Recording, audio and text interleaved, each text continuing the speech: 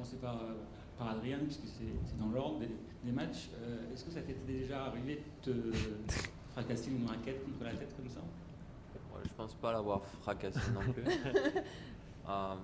Non, ça m'était pas arrivé. C'était un peu inattendu. J'ai pas l'impression que c'était un geste très violent, mais voilà, c'est un petit aléa qui Un est fait de jeu. C'est un fait de jeu. comme on dit. Mais heureusement Sans gravité. Exactement. L'interview sans trop d'importance. En plus, tu jouais vraiment bien, donc c'est ça qui est un peu surprenant. Tu as fait vraiment un super match, non? Ouais, non, mais j'étais pas plus frustré que ça à ce moment-là. C'était juste, voilà, j'étais un peu la tête en l'air à ce moment-là. Je venais d'avoir une occasion et je suis un petit peu sorti de ma concentration, mais c'était pas non plus un moment ultra chaud, même si ça a été probablement un des moments les plus chauds sur mon service du match, mais non, c'était un petit fait de jeu. J'ai une ou deux questions pour Caroline. Adrien, il va y répondre. Est-ce que tu peux nous raconter un peu ton intersaison et notamment ce voyage qui a eu l'air d'être extraordinaire? Ouais, c'est clair que c'était une sacrée expérience et on a vécu des belles émotions. C'était aussi indirectement, ça m'a permis de faire une bonne introspection sur cette saison qui a été vraiment dure tant en tant que joueuse sur le court et aussi personnellement à vivre.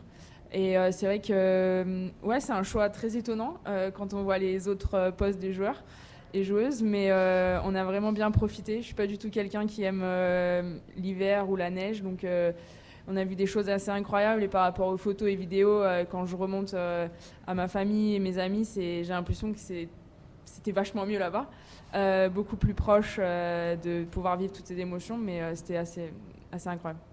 Et question de tennis, donc comment tu as organisé ton temps pendant l'intersaison? J'ai repris début décembre en tennis physique, les deux en même temps, et on a fait une semaine en France, une en Espagne, et après on est parti sur Dubaï. Après j'ai fait l'event à Abu Dhabi, en même temps on a continué à s'entraîner et à arriver ici fin décembre. Mais rien de plus classique, quoi, off-season basique, quoi. Et tu sens que ce voyage t'a vraiment vidé la tête? Oui et non, mais en tout cas, ça m'a fait du bien de voir autre chose, de penser à autre chose. Des fois, tu as besoin aussi. Une carrière, c'est long, tu as des hauts et des bas. Tu as des moments où il faut trouver une nouvelle façon de se motiver. Ce que tu faisais quand tu avais 20 ans, ça te motive peut-être plus quand tu en as 30, etc. Trouver quelque chose qui te continue qui va te permettre d'avancer encore et encore. Et des fois, ça fait du bien de complètement sortir de sa zone de confort, de voir autre chose. Parce que les saisons elles sont longues et éprouvantes des fois. Tu as annoncé que tu allais lancer ton podcast. Ouais. Est-ce que tu peux nous en dire un peu plus d'où est venue l'idée et qu'est-ce que ça va être exactement? C'est toujours quelque chose qui m'a plu. En tout cas, ça m'inspire pas mal d'écouter des podcasts de différentes personnes du sport et de non sportifs.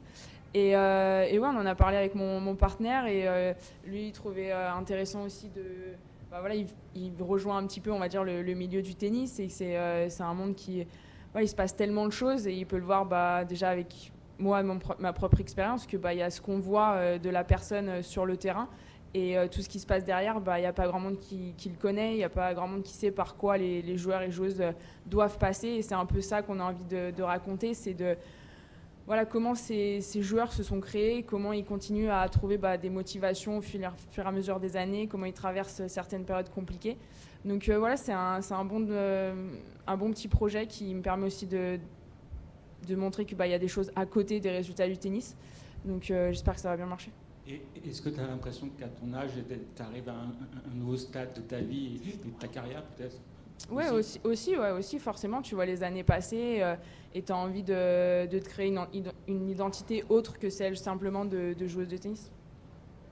Édouard, oui. Ok. Édouard, justement, Ouais.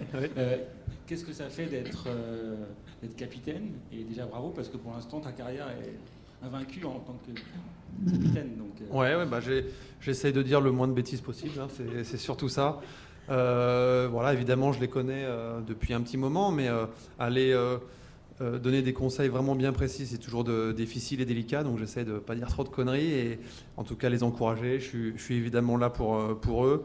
C'est le plus important, c'est qu'ils gagnent leur simple, qu'ils se sentent bien dans leur simple. Et après, moi, j'essaie d'apporter mon point ou ma petite pierre à l'édifice en double. Mais en tout cas, je suis très content d'être sur le banc avec eux, de partager cette expérience. Et j'espère qu'elle va nous mener encore quelques jours ici.